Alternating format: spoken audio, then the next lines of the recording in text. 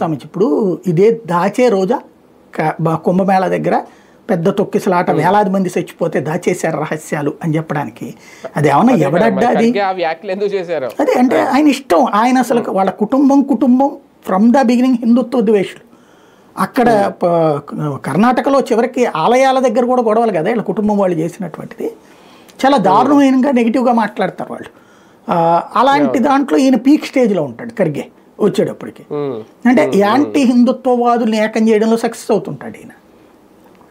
అది అక్కడ ఆయన మాట్లాడు ఇకపోతే రాహుల్ గాంధీ గారు మాట్లాడుకొచ్చారు కుంభమేళాలో ఇది ఖచ్చితంగా ఆయన మాట్లాడాలి కూడా నేను కాంగ్రెస్ దాన్ని ప్రస్తావించడానికి తప్పు పట్టను ఎందుకంటే ఒక ఫెయిల్యూర్ని ప్రస్తావించడంలో తప్పే ఉంది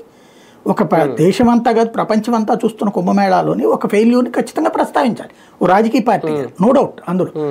అందులో తప్పు లేదు కాకపోతే దానికి ఈ వక్ర భాష్యాలు ఉండకూడదు వేలాది మంది చచ్చిపోయారని అబద్ధాలు చెప్పడము లేకపోతే కనుక కుంభమేళా గురించి ఇన్ని రోజులు మాట్లాడినాడు కుంభమేళాకి వెళ్ళి ఆయన స్నానం చేయడు అయోధ్యకి వెళ్ళి ఆయన దర్శనం చేసుకోడు కాశీకి వెళ్ళి ఆయన దర్శనం చేసుకోవడానికి కష్టం కానీ ఇక్కడికి వచ్చేటప్పటికి ఇది ఉంటుంది అది ఇక్కడ మనం మాట్లాడే పాయింట్ ఏంటంటే ఆ వ్యక్తిలో ఉన్నటువంటి రెండో కోణం అరే నువ్వు ఎలక్షన్స్ వచ్చేటప్పటికి అదే